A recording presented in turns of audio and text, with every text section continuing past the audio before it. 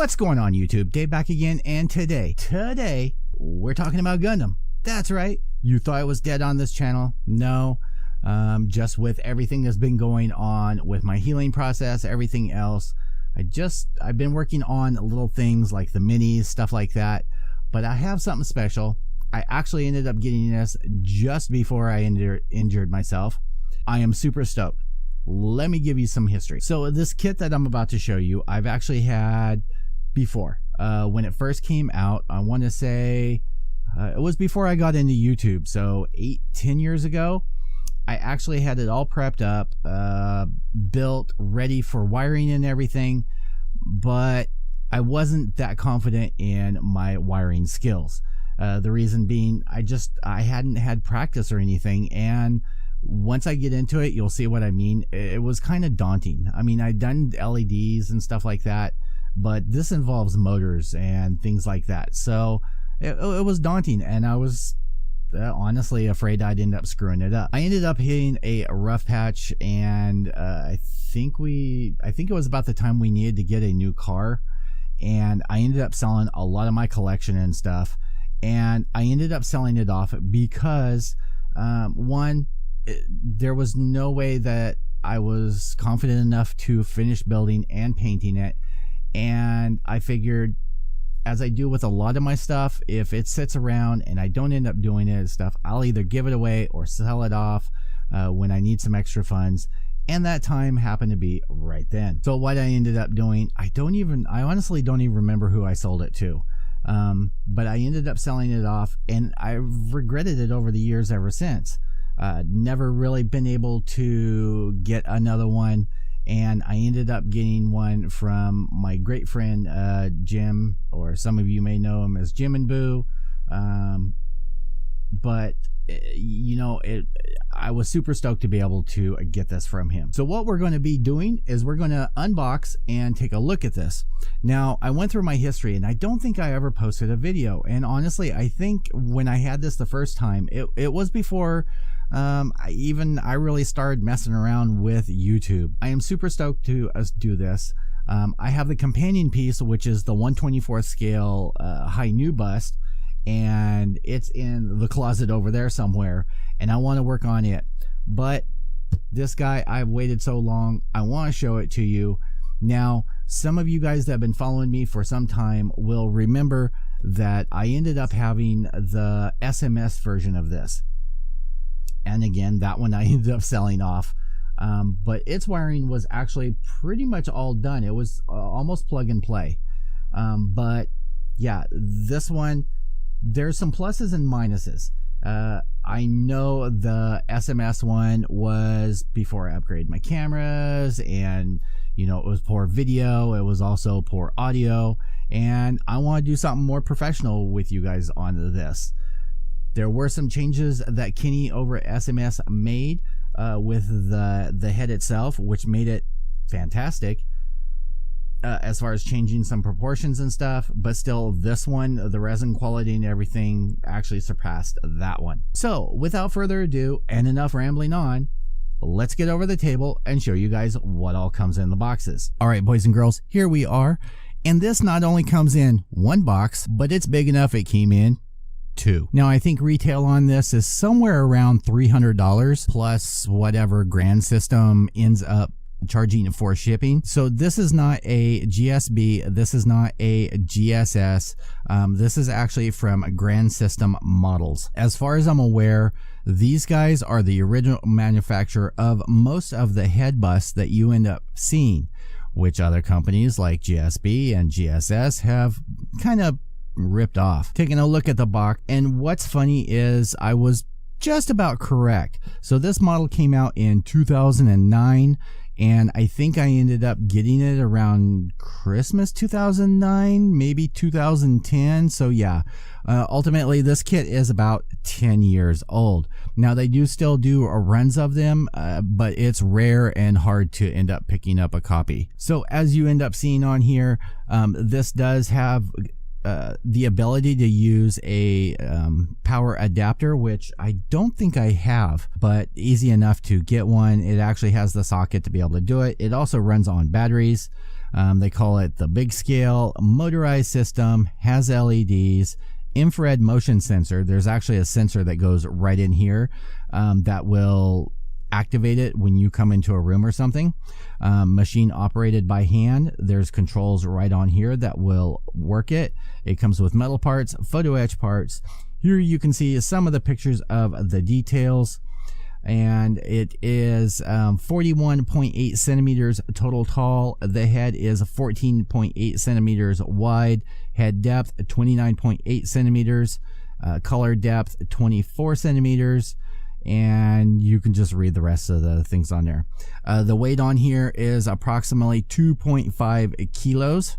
And here we are with the instruction manual. Taking a look at the first fold out, you have layout of all the resin cast parts, and there are a lot of parts that make up this kit. Pages 3 and 4, continuation of the resin parts, your motor parts, your LEDs, battery pack, control board. You do actually have to put on your own resistors. You get your power switch, you get the adapter for being able to plug in power, you get all your wiring. Now, one of the things I would recommend, it does come with a wire, but it's kind of cheap and everything, and I would pick up new wire. Now, I kind of cheated, and I have a whole bundle when they did some work on a phone box just outside my place, and the phone company left a whole pile of that really fine, the copper wire that has the wiring, you know, that you end up seeing used for phone lines. So I picked up a whole bundle of that when he left it, and I've been holding on to it, and that's what's going to get used on here. You get your control mechanism, photo etch parts, you get some magnets. Now, the magnets that come with these, as with most kits that come out of China, I would end up replacing because they're cheap. They're cheap, they're not very strong, and I would just end up replacing them, and I'm going to anyway. You get some metal spring parts, a metal tube, you get some copper bars. Well, they're saying it copper bar, but copper wire or rods, stainless steel rods. You get some aluminum parts. You get some bearings that are on here, which are for the movable parts. You get some other like rubbery parts that come on here, some plastic rods, some clear pieces, and you get a piece of PVC tube. I'll get to that here shortly.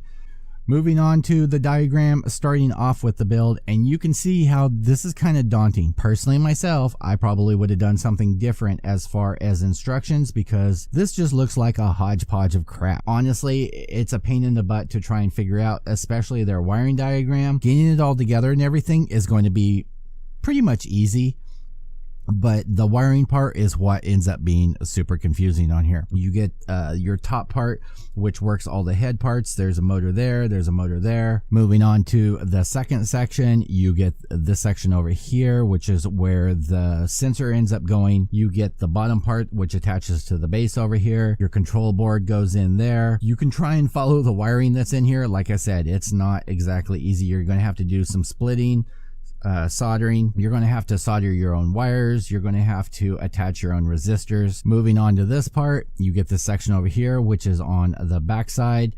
You get a diagram over here of how to solder the wires, what colors go where, which I think is kind of funny because they only give you, I think, 4, maybe 5 different color wires, but they have all these different colors to go places. So you're really going to have to keep track of your wiring, especially if you're doing your own wiring on here. You get your base part here, so you get your power port over here, you get your tray and where the battery compartment ends up going. I don't know how long the batteries actually end up lasting. You do get a kind of wiring diagram over here, so E5 is going to be this controller over here. Your wires all going out here, and it kind of shows you splitting off, but we'll get that all sorted out later on. And you get a list of all the accessories that end up coming with it. Backside, you get a shot of the model itself. Now this part, I'm actually not going to take them out. One of the things, if you ever end up getting a kit from Jim, and I love that he ended up giving me the idea, and I actually want to get one. I've gotten decals from him a couple times before, and a couple other kits, and he always ends up sealing them. Well, he lives in Florida, so it's hot, it's humid, and that can really ruin your decals. So he puts them in these kind of Mylar bags, so they're not going to get any damage from like sunlight, but it also protects them from humidity, everything else. I can tell you right now that these decals are going to be crisp and like brand new in this baggie, but I'm not going to open it until I'm ready for them. Now, another thing he ends up doing is these food pack bags, you know, that vacuum seal and everything. Everything was all vacuum sealed in these bags, which kind of irritated my wife because when I cracked them open in the living room, that fresh resiny smell, any of you guys that have had resin will know what I'm talking about. But anyway, that smell just permeated the living room when I opened this up. So taking a look, I'm trying not to get too much reflection on here, but here are the photo etch parts, and you can see they're very well made, very nicely detailed. That's going to be a blast to do. In this baggie here, that is steel sealed. You get the decal that goes onto the base. There's going to be a LED that goes behind this clear plastic part here. So that's going to look really cool once that's all done. You do get some photos that come with it, and these are pretty much just the same photos that are on the box. Now, the way that they end up packing this is how the motors end up coming. On this style motor, you get 3 of these, and you can see there's a mechanical part here, the rotation. And I know when this first came out, a couple people complained because these cables snapped or so forth. But you can usually pick these up at Radio Shack, something like that. All of this part, even though it kind of looks metallic, it's just resin that is, how do I describe it? It has metal flake in it, so it kind of looks like metal, but the only parts that's metal in here is that railing that goes back and forth. And then I think just the metal bits like the screws and the motor itself. Otherwise, the rest of this is all plastic. The big motor here, this actually works the head mechanism and a couple other things.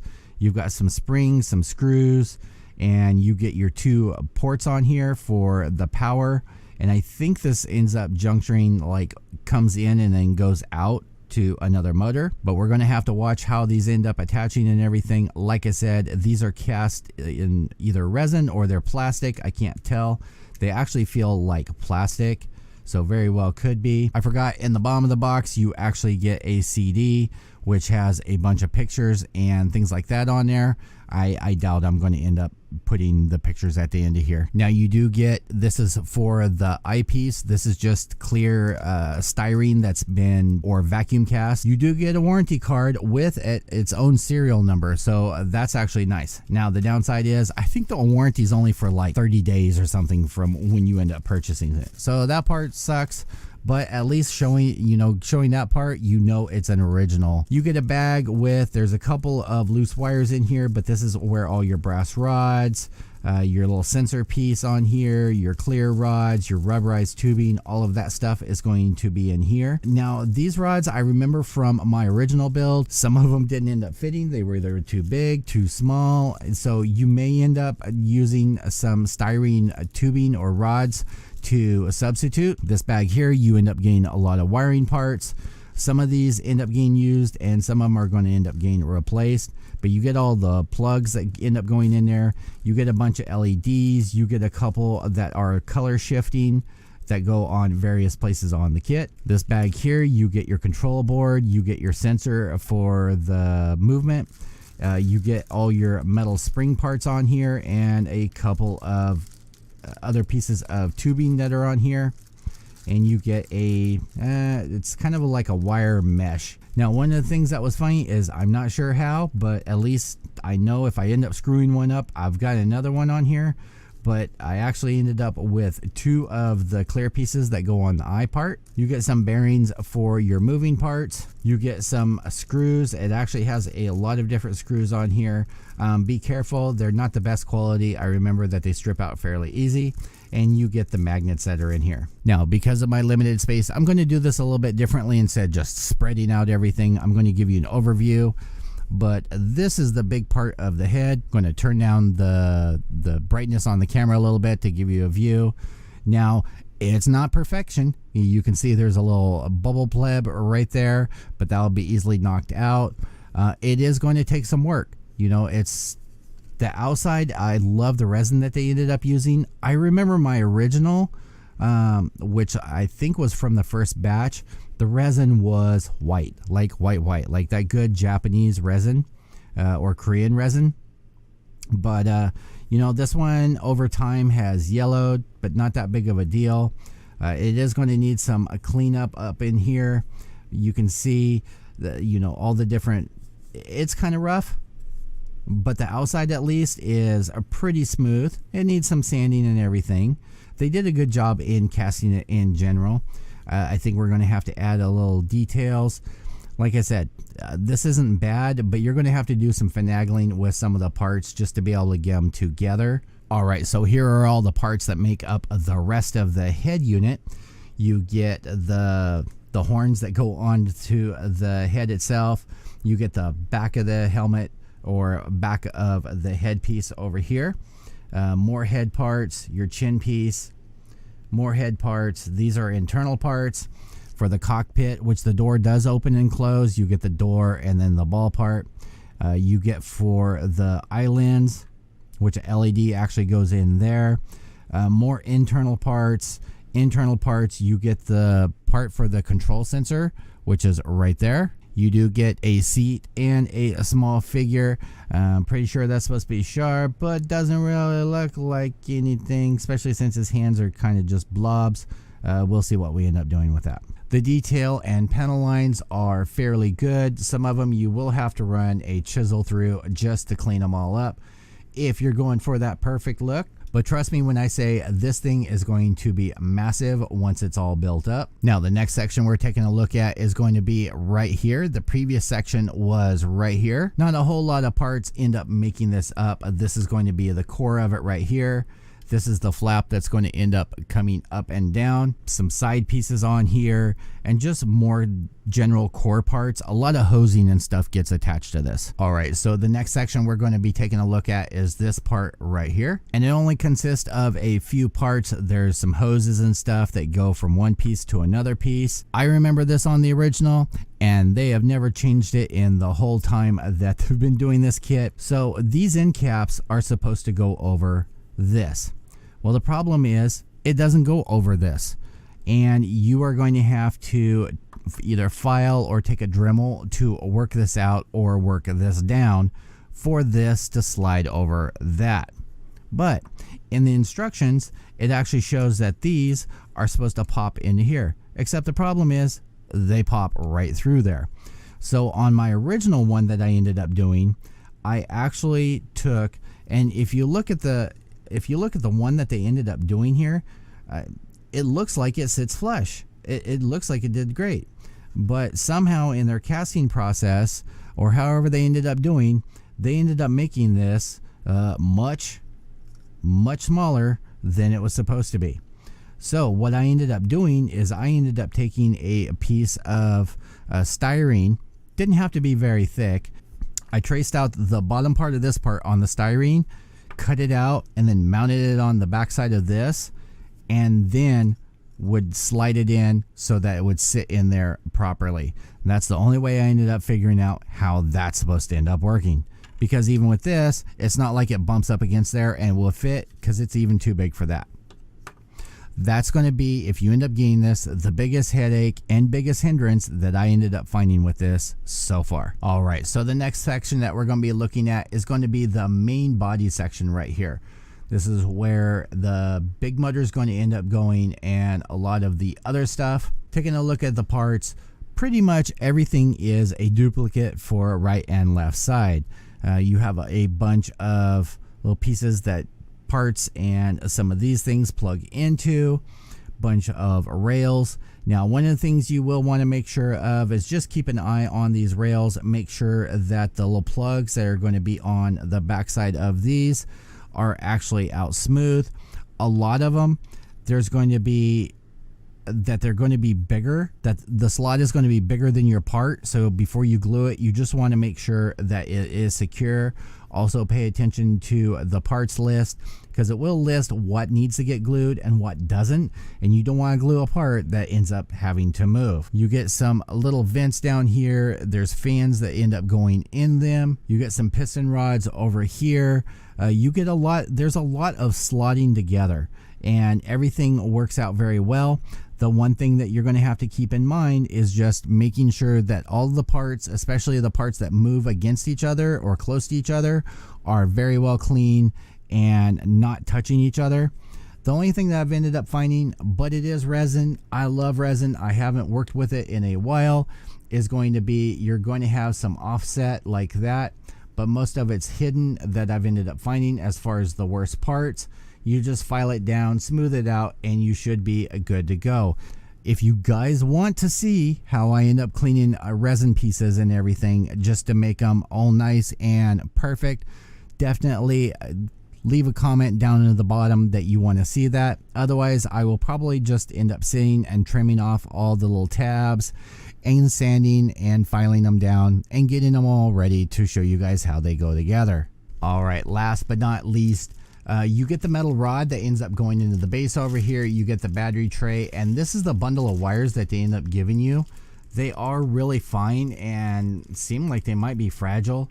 So later on in a different video, I'll show you the wires that I'm going to be using. Now, some of the stuff I've already ended up cleaning up. There are going to be some gaps and stuff around these, so we're going to figure out how to clean that up, make it all nice and pretty. This part right here, your wiring goes through, and then the harness plugs into there. This is for your battery tray. This part ends up going into here. And with what I was talking about with making sure that your pieces fit together good, this wedge part was wider than this part, so I actually had to file that down. The bottom tray I still need to heat up again. You can see how warped it ends up getting, so I'm going to have to heat that up again, and or I might just replace it with a piece of MDF. You get your little buttons and last little things that end up going into the base. All right, guys, so I hope you enjoyed that. I enjoyed showing it to you. I'm going to be ending up working on cleaning on there, but if you guys want to see my process of cleaning up the seam lines, finding the panel lines where there are some, just generally how to prep and get something like this that is resin ready, definitely leave a comment down below that you want to see that, and I'll see about setting up a video on a couple pieces, just how to prep, file, sand, and get it ready for, well, primer. I want to thank you guys so much for your support. If you like this video, click that like button. If you haven't already, please consider subscribing. Definitely stay tuned. I have all kinds of stuff from minis to, well, all kinds of stuff coming up. I'm going to try, and since I'm stuck home, as long as my foot doesn't end up keep swelling up and to the point it hurts, I'm going to keep trying to do at least some kind of video daily or every other day, just to keep you guys satisfied and keep me, well, from going insane and depressed. Without further ado, I will see you guys all in the next video. Peace out, YouTube.